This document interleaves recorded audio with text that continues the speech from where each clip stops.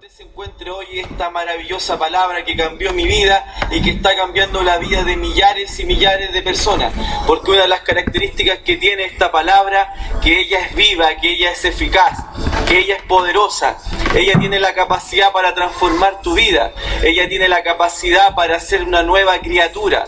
La Biblia dice en 2 de Corintios 5, 17, el apóstol Pablo dice: por cuanto en Cristo somos una nueva criatura, las cosas antiguas pasaron, he aquí todas fueron hechas nuevas. Nuestra nueva naturaleza, la naturaleza del Espíritu está en nosotros. Nacimos de nuevo, nacimos con la nueva naturaleza.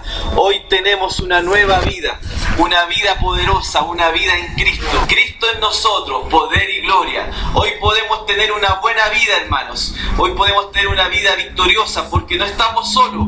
Por mucho tiempo estuvimos solos, mas ahora tenemos a la Trinidad con nosotros, al Padre, al Hijo y al Espíritu Santo.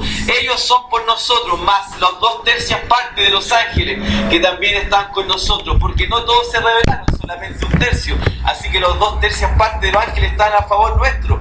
Así que tenemos todo para tener una vida victoriosa, tenemos todo para avanzar, tenemos todo para tener una buena vida. Jesús preparó de antemano una nueva vida para nosotros. En el libro de Efesios capítulo 2, el apóstol Pablo dice que somos hechura nueva, creados en Cristo Jesús para buenas obras, las que Él preparó de antemano para que anduviésemos en ellas. Dios ya preparó un plan y un propósito para tu vida. Hay un plan y propósito para tu vida en los caminos del Señor. Dios tiene ya trazado un camino para tu vida. Dios ya tiene una carrera para que tú corras. Ahora tú tienes que disponerte en las manos del Señor, decidir correr la carrera, y Él te ayudará, Él te sostendrá, Él te animará, Él te dirá: vamos, hijo, tú puedes. La Biblia dice que todo lo podemos en Cristo que nos fortalece. No somos derrotados, somos la iglesia triunfante. Jesús venció a Satanás en la cruz del Calvario, dice el libro de Colosenses capítulo 2, y lo despojó de todo poder y autoridad, y nos dio a nosotros la autoridad. Hoy nosotros tenemos autoridad para echar fuera demonios. Hoy tenemos autoridad para imponer las manos por los enfermos y ser sanados. Hoy tenemos autoridad para vencer todo obstáculo, porque si Dios es por nosotros, ¿quién será contra nosotros? El que no escatimó, Él dice la palabra que Él no escatimó a su propio Hijo, Él no lo escatimó por amor a ti. ¿Cuánto más ahora que tú eres su Hijo? ¿Cuánto más Él tiene para tu vida? Si Él nos amó cuando éramos pecadores, si Él nos amó cuando no lo amábamos, ¿cuánto más ahora que somos sus hijos, que somos la justicia de Dios, que somos sus herederos, que fuimos comprados a precio de sangre? Hoy nosotros tenemos todo para vivir una vida victoriosa, pero para eso tenemos que cambiar nuestra manera de pensar, nuestra manera de hablar, nuestra manera de vernos a nosotros mismos. Nosotros no nos podemos ver a nosotros mismos en nuestra propia naturaleza. Nosotros tenemos que vernos como Dios nos mira.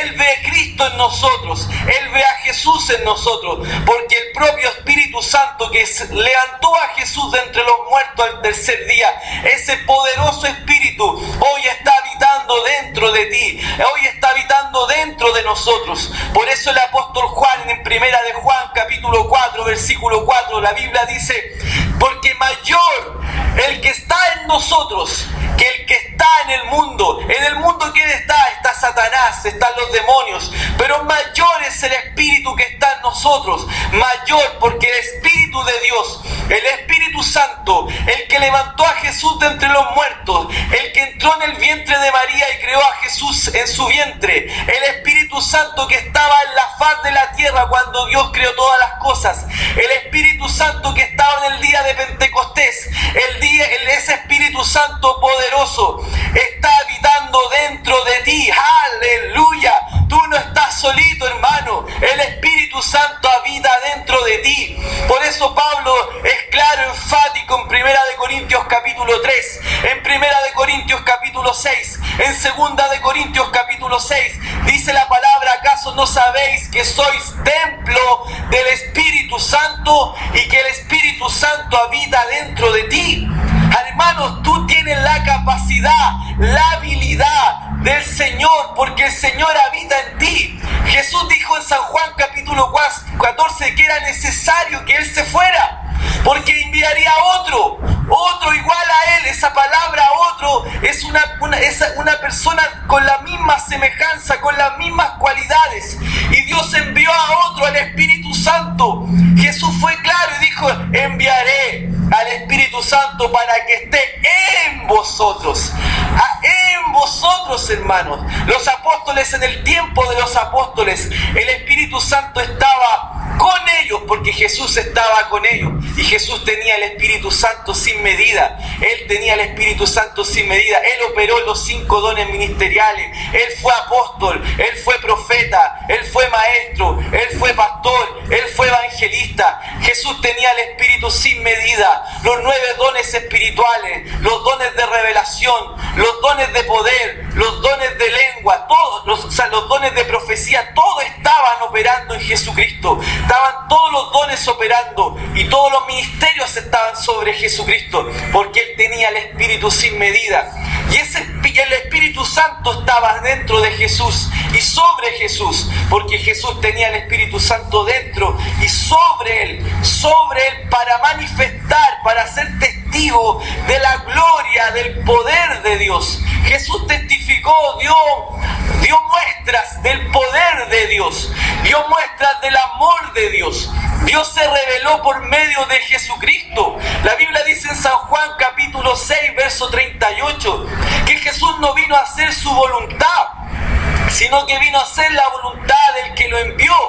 Y la Biblia dice en Hechos capítulo 10, verso 38, que como Dios ungió con el Espíritu Santo y con poder a Jesús de Nazaret, y como éste anduvo haciendo bienes y sanando a todos los enfermos y oprimidos por el diablo. Hermanos, la opresión, la enfermedad tiene una fuente, Satanás, mas Jesús vino a deshacer toda obra del diablo. Y Jesús en todo momento sanó, en todo instante sanó. Y dice la palabra en Hechos 10:38 que a todos los sanó, a todos los que estaban oprimidos por el diablo. En el único lugar que Jesús no pudo hacer muchos milagros fue en su tierra, en Nazaret, por causa de la incredulidad del lugar donde Él nació. Por causa de la incredulidad de ellos, Él no pudo hacer muchos milagros, porque lo único que puede sofocar el poder de Dios es la incredulidad, y lo único que mueve el poder de Dios es la fe, que es la certeza de lo que se espera, la convicción de lo que no se ve, la fe que es certeza que la palabra de Dios funciona. En el libro de Hebreos capítulo 11, versículo 6, la Biblia dice que sin fe es imposible agradar a Dios. La única manera que nosotros agradamos a Dios es por la fe, creyendo en su palabra, creyendo en sus promesas, creyendo que Él es poderoso para cumplir cada una de sus escrituras, que Él es poderoso para sanar, que Él es poderoso para restaurar, que Él es poderoso para llevarte a un nuevo nivel, para sacarte del hoyo, para sacarte de la tristeza, para sacarte del dolor. Jesús es poderoso para hacerte una nueva criatura. Jesús es poderoso para transformar tu lamento en baile. Jesús es poderoso para hacerte una nueva criatura. Es solo creer en su palabra, es solo creer en la Biblia. La Biblia es la palabra de Dios escrita. La palabra de Dios fue hablada para que fuese escrita, y fue escrita para que fuese hablada. La palabra de Dios fue hablada para que fuese escrita, y fue escrita para que fuese hablada, y es hablada para que tu fe aumente, para que tu fe crezca, porque en Romanos 10:17 dice que la fe viene por el oír, y el oír la palabra de Dios. Entre más tú estás expuesto a la palabra de Dios, tú más vas a crecer en fe, tú más vas a creer en la palabra, tú vas a ver milagros, más vas a ver prodigios, más vas a ver señales, más vas a ver manifestaciones del Espíritu Santo, porque el Señor se mueve por la fe del pueblo, por la fe de sus hijos. La fe es creerle a Dios y no dudar. La fe es creer que tú no eres ya cualquier cosa, sino que hoy tú eres hijo de Dios, eres heredero del Padre, eres heredero del Hijo, eres heredero de todas las cosas. En el libro de Romanos, en el capítulo 8, dice la Biblia que Dios nos hizo heredero de todas las cosas, porque somos hijos de Dios no para vivir una vida de derrota, sino para manifestar por medio de nuestra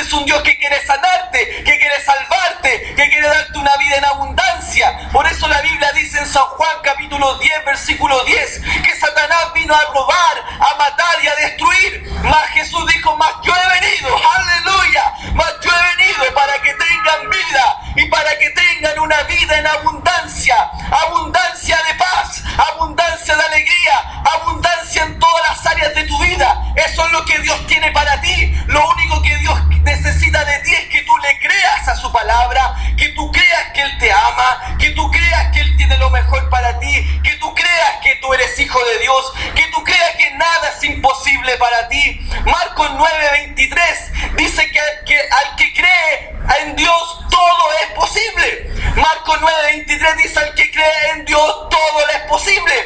Todo es posible a aquel que cree. Todo es todo, mi hermano. Todo es posible a aquel que en Él cree. Nada es imposible para nosotros. Nada es imposible para los hijos de Dios. Nada es imposible para los que confían en su palabra. Porque nosotros somos como los montes de Sión que no se mueven, no se abaten. ¿Por qué? Porque Dios es por nosotros. Dios es nuestro amparo. Dios es nuestro refugio. Dios es nuestra bandera. Dios es nuestra victoria. Dios es con nosotros por medio de Jesucristo. Hoy nosotros somos hijos de Dios, herederos de Dios, para manifestar su olor fragante, el olor fragante de su conocimiento, ese conocimiento revelado, ese conocimiento que viene del Espíritu, ese conocimiento que te lleva a nuevos niveles de unción, a nuevos niveles de poder, a nuevos niveles de gloria, porque el Señor quiere que vamos de gloria en gloria, de victoria en victoria. Y para eso nosotros tenemos que tener una claridad absoluta de la palabra. Tenemos que conocer la palabra. Tenemos que conocer sus promesas. Tenemos que conocer sobre todo el Nuevo Testamento. Tenemos que conocer sobre todo las cartas de Pablo. Las cartas del apóstol Pablo a los romanos, a los efesios, a los colosenses, a los tesalonicenses. Todas esas cartas, hermano, nos muestran que nosotros somos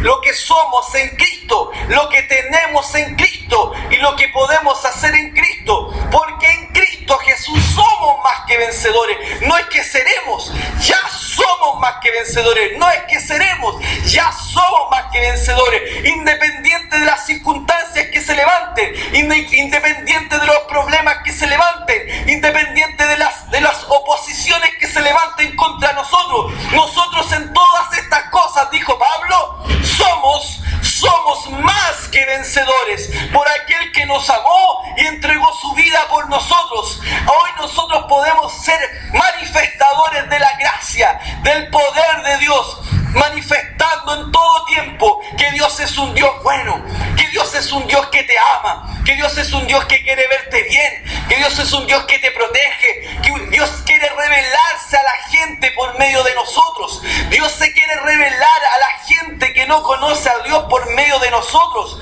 Por eso la Biblia dice que Dios nos dio, en 2 de Corintios 5, 18, 19, dice que Dios nos dio el ministerio de la reconciliación. Nosotros somos reconciliadores. Somos aquellos que reconcilian a este mundo que está perdido con Dios. Como que Dios hablase por nosotros. Ayudemos a la gente. Dios habla por nosotros. Ayudemos a la gente. Porque Dios nos dio a nosotros el ministerio de la reconciliación. Somos reconciliadores. No somos los que dividimos, sino que somos los que reconciliamos.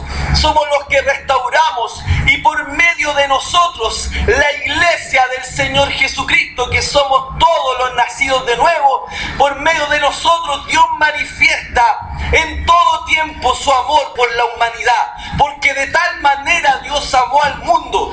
Dios de tal manera amó al mundo. Él no está en contra del mundo, sino que Él está en contra del sistema de este mundo que es gobernado por Satanás. Pero Dios ama al pecador, Dios ama a este mundo, Dios ama a las personas y confía en nosotros, que nosotros vamos a ser canales, puentes de reconciliación reconciliación, cuando evangelizamos, cuando hablamos de la salvación, cuando le mostramos a la persona que Dios no está muerto, que Jesús no está colgado en un madero, sino que Jesús está vivo y está sentado a la diestra del Padre, esperando el día que Dios lo mande a buscar a la iglesia en el arrebatamiento. Jesús hoy está a la diestra en un ministerio que es el ministerio de intercesión, está ahí arriba, intercediendo por nosotros, como nuestro sumo sacerdote, el sumo sacerdote Jesucristo, sentado a la diestra del Padre, esperando el comando del Padre para venir a buscar a su iglesia.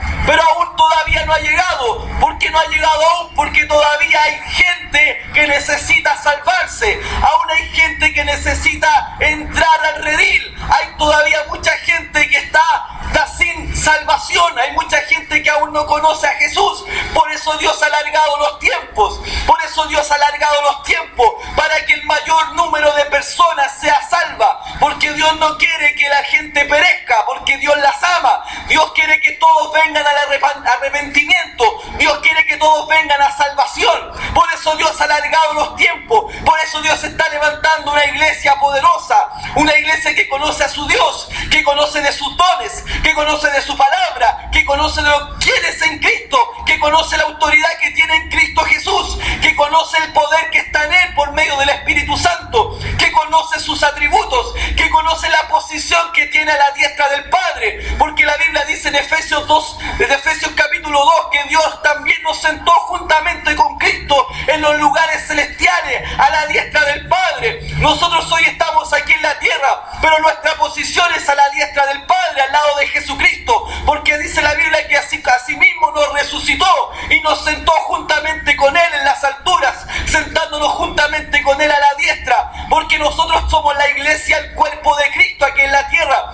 Jesús es la cabeza de la iglesia, nosotros somos el cuerpo de Cristo para manifestar su palabra. Dios manifiesta su autoridad y su poder por medio del cuerpo, por medio de la iglesia. Jesús es la cabeza, nosotros somos el cuerpo, y Jesús usa el cuerpo para manifestar su autoridad, para manifestar su gloria. Satanás, cuando crucificó a Jesús, dice en 1 Corintios capítulo 2, que si Satanás hubiese sabido que matar a Jesús era que se multiplicasen los Jesús, no hubiese matado al Rey de la Gloria, porque cuando Satanás mató a Jesús, pensó que se había acabado el problema. Satanás pensó que se había acabado su problema, pero no. Cuando Jesús resucitó de los muertos, Jesús le habló a sus discípulos y les dio su espíritu, y en el día de Pentecostés 120 recibieron la llenura del Espíritu y comenzaron a predicar la palabra con autoridad y poder, tanto que Pedro, que no era muy letrado, se levantó en fe en Hechos capítulo 2 y comenzó a hablar lleno del Espíritu, diciendo: estos no están ebrios como vosotros creéis, sino que esto es lo dicho por el profeta Joel, que en los últimos días Dios iba a derramar su Espíritu sobre toda carne, y vuestros hijos iban a profetizar, vuestros jóvenes iban a tener visiones, vuestros ancianos sueños. Y Pedro habló lleno del Espíritu Santo, lleno de poder, y 3,000 personas se convirtieron. O sea que se empezó a multiplicar, y ya no solamente había un Jesús ahora, sino que ahora Jesús estaba multiplicado por medio de la iglesia, que es su cuerpo, para manifestar su olor fragante, para mostrar al mundo que Él está vivo. Cuando tú predicas la palabra, cuando tú pones las manos por los enfermos, cuando las señales y prodigios se manifiestan por medio de tu vida, tú estás manifestando a Jesucristo aquí en la tierra, y tú le estás diciendo a las personas que son incrédulas que Jesús no está muerto,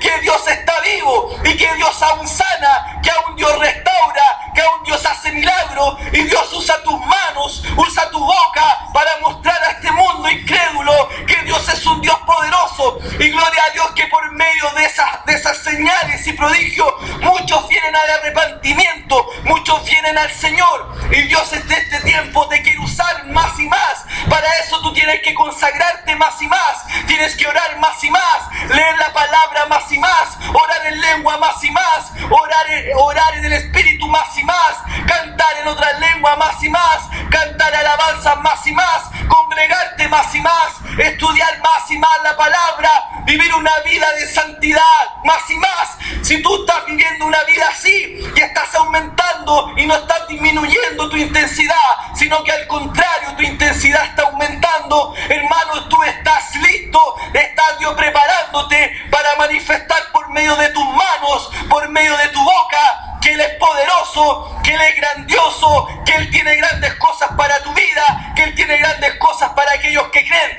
Solamente tú tienes que creerle a Dios y a su palabra. Tú tienes que solamente creerle a Dios y a su palabra. Y si tú le crees a Dios y a su palabra, tú vas a ver grandes cosas en tu vida, grandes cosas en tu familia. Dios te quiere usar grandemente, pero para eso tú debes creerle con todo tu corazón. Tú debes creerle a su palabra. Tú debes creerle a lo que Él dice. Tú debes creer a lo que está escrito en la palabra. Tú debes creer a todo lo que Él dice en su palabra. Y si tú crees todo lo que dice en su palabra, tú vas a ser portador de milagros, vas a ser portador de señales, vas a ser portador de prodigios, vas a ser portador de grandes cosas, porque Dios no te llamó para estar estancado. Dios no te llamó para no dar frutos. Dios te llamó para dar frutos y que tus frutos permanezcan y que tus frutos avancen y que tus frutos crezcan. Dios no te llamó para ser un árbol improductivo, sino que Dios te llamó para ser un árbol productivo. Pero Él solamente necesita que tú le creas. Él necesita que tú te dispongas en sus manos. Él necesita que tú le creas a su palabra.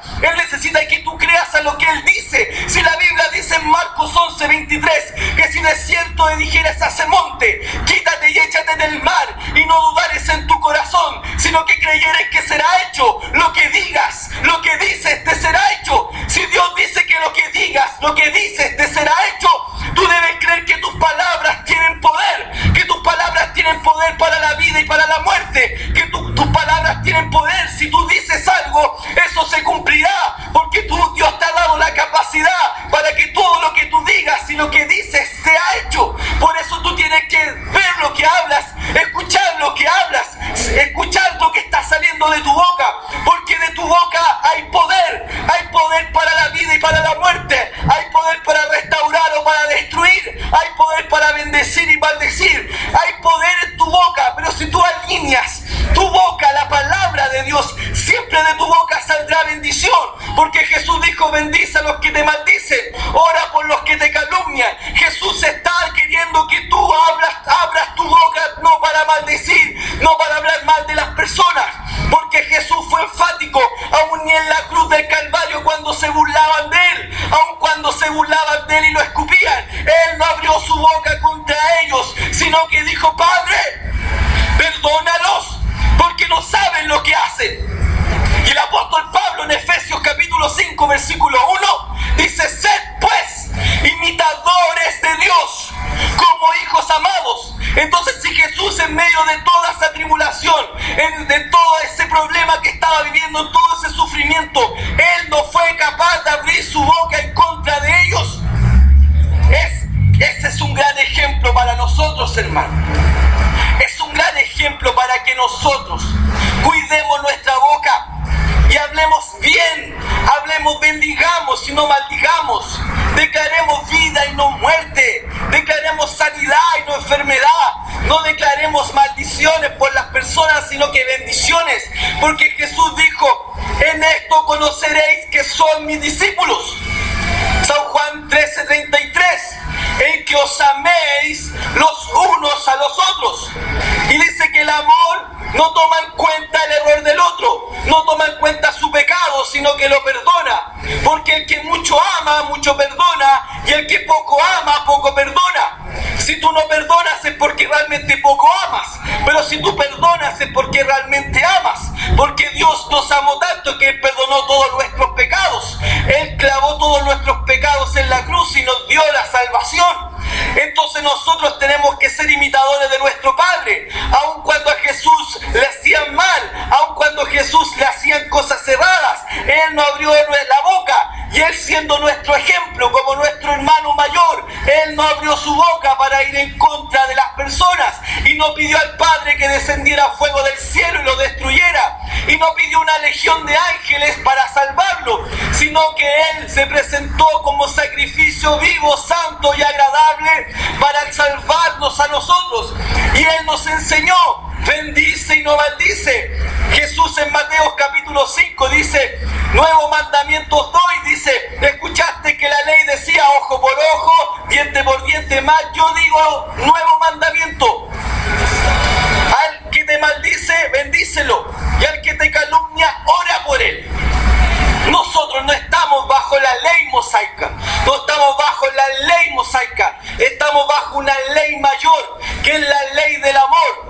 La ley del amor que todo lo cree, que todo lo soporta, que cree lo mejor de las personas, que piensa lo mejor de las personas, que da lo mejor para las personas, que tiene buenos pensamientos con su prójimo y no está contra su prójimo. Nosotros fuimos llamados para ser ministros de la reconciliación, amar a las personas, cuidar a las personas, proteger a las personas, bendecir a las personas, animar a las personas. Nosotros no estamos para traerles a las personas tristezas ni amarguras. Nosotros estamos para ser motivadores, levantadores de una generación nueva, una generación que se levanta con autoridad y poder. Nosotros estamos para levantar hombres y mujeres para el reino de Dios. Nosotros estamos para hacer la obra de Dios, para anunciar el reino de Dios, para anunciarle las bondades de aquel que nos sacó de las tinieblas su luz admirable, para anunciar de la gloria, para anunciar de que Jesús está volviendo, para anunciar que Dios los ama, para anunciar que Dios no está enojado con la gente, sino que al contrario, Dios los quiere ayudar, Dios les quiere dar una oportunidad, Dios les quiere mostrar que Él es bueno, Dios les quiere mostrar que Él no es malo, Dios se quiere revelar a las personas como el Dios proveedor, el Shaddai, el Dios que es más que suficiente, el Shaddai, el Dios que es más que suficiente. Dios se quiere mostrar a las personas como el suplidor, el protector, el sanador, el salvador. Él se quiere mostrar a las personas como un Dios de toda gracia, como un Dios de toda bondad.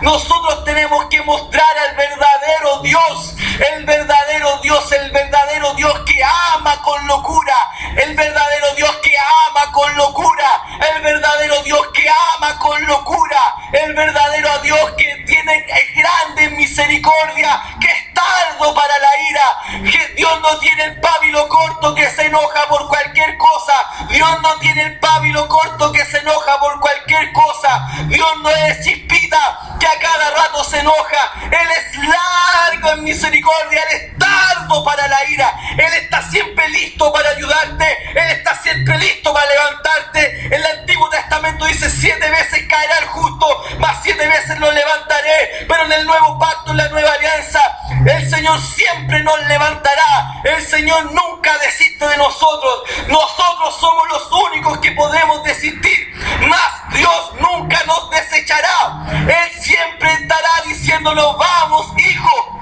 es la propia gente que se aleja y lo niega, pero Dios no tiene nada que ver con eso, Dios no lo cegó, Dios no hizo eso para alejarnos de Él, porque Dios no ama la destrucción de la gente, Dios no quiere que la gente se pierda y vaya al infierno, Dios quiere al contrario, que la gente venga a arrepentimiento, Dios quiere que la gente venga a salvación, Dios quiere mostrar a las personas que Él es bueno, que Él tiene grandes cosas para su vida, Dios quiere revelarse como un Dios protector, como un Dios que ama, como un Dios que sostiene, como un Dios que cuida, como un Dios que te bendice, como un Dios que te sana, como un Dios que te libra de todo mal. El Salmo 91 dice el versículo 10 que Él nos librará de todo mal y a sus ángeles mandará para que nos protejan y nos guarden en todos sus caminos.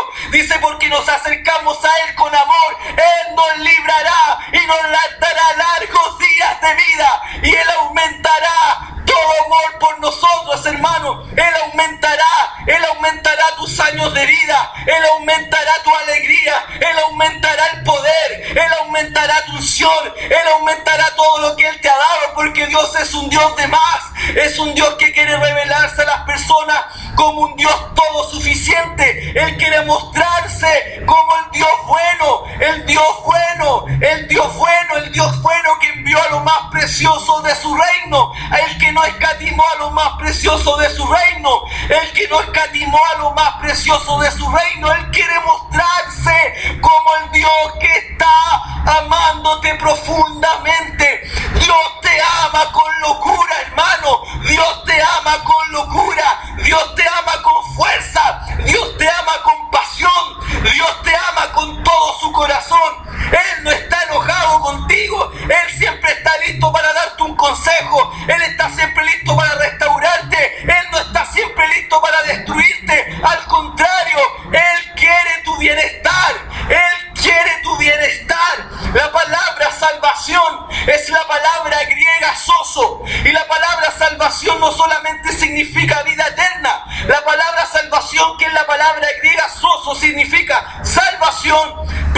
protección, preservación, abundancia. Salvación significa, viene de la palabra griega sozo, que significa salvación, protección, preservación, abundancia, sanidad. Todo eso es parte de la salvación. Por eso la mujer del flujo de sangre, cuando es sanada, Jesús le dice, ha sido salva. Porque salva, ella fue sana. Pero esa palabra es sozo. Sozo, que significa sano, salvo, protegido, preservado, abundancia. Eso es salvación. Él nos vino a traer eso, hermano. Él no te vino a traer no te vino a traer enfermedades. No te vino a traer tu derrota. Él te vino a sacar de la derrota. Él te vino a sacar de la enfermedad. Por eso la iglesia, cuando leemos Santiago, el capítulo de Santiago en la Biblia, dice: si hay alguno entre vosotros enfermo en la iglesia, llama a los ancianos y la oración de fe los sanará. Porque Dios no quiere que haya ninguno enfermo. Porque si Dios quisiera que hubiese alguno enfermo en la iglesia, diría: si hay alguno enfermo en la iglesia, quédese enfermo. No, dice: si hay alguno entre vosotros que está enfermo, venga para recibir la oración de fe. Y si hubiese cometido pecado, le será perdonado. Mira la misericordia y el amor de Dios. Lo sana y lo perdona. Y nosotros cualquier cosita ya condenamos a la gente, la mandamos al infierno, no queremos imponer las manos por la persona porque hizo algo errado. ¿Y qué hace Dios? Dios quiere salvar, restaurar con amor, mostrar que Él ama a las personas, que Él aún en sus errores, en sus pecados, Él les quiere decir: yo los amo, vengan a mí, arrepiéntanse. Como le dijo a la mujer adúltera. Jesús no condenó a la adúltera, no le tiró piedras a la adúltera, aunque la ley mosaica decía eso. Pero Jesús estaba sobre una ley mayor que la ley mosaica. Jesús andaba en la ley del amor. Y Jesús le dijo: nadie te condenó, mujer, anda y no peques más. Jesús no le tiró piedras. ¿Por qué tú le tiras piedra a tu hermano que viste pecar? ¿Por qué no concuerdas con Dios y oras por la persona para que se arrepienta? En vez de apuntarlo con tu dedo, ¿por qué mejor no oras por él? ¿Por qué no mejor lo llama y le dice: hermano, Dios te ama?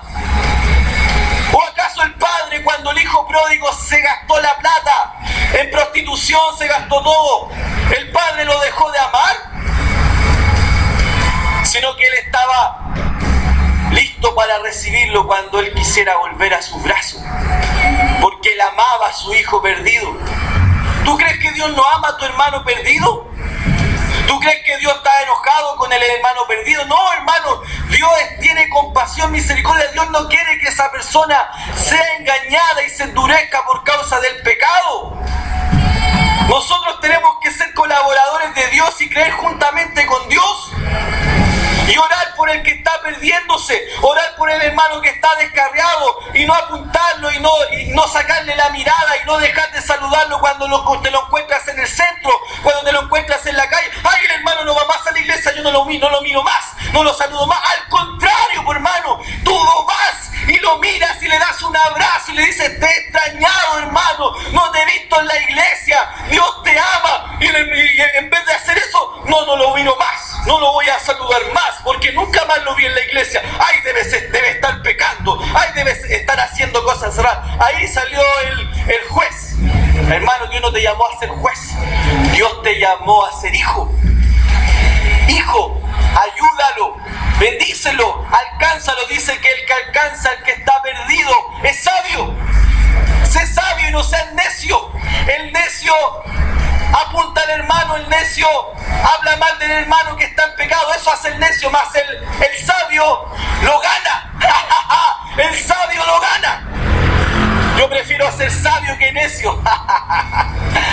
Aleluya. El amor todo lo cree, el amor todo lo perdona, el amor todo lo soporta, el amor restaura y el amor levanta. Cuando esa gente, cuando se siente apuntada y discriminada, el amor de Dios llegando a él lo puede sanar, salvar y salir de esa pobreza espiritual y entrar en una nueva vida.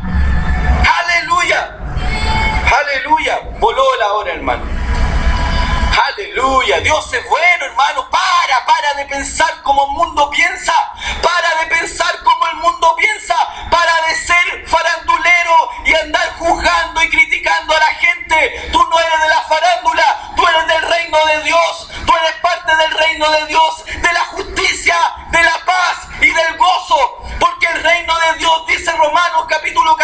dice versículo 17, el reino de Dios consiste en justicia, en paz y en alegría.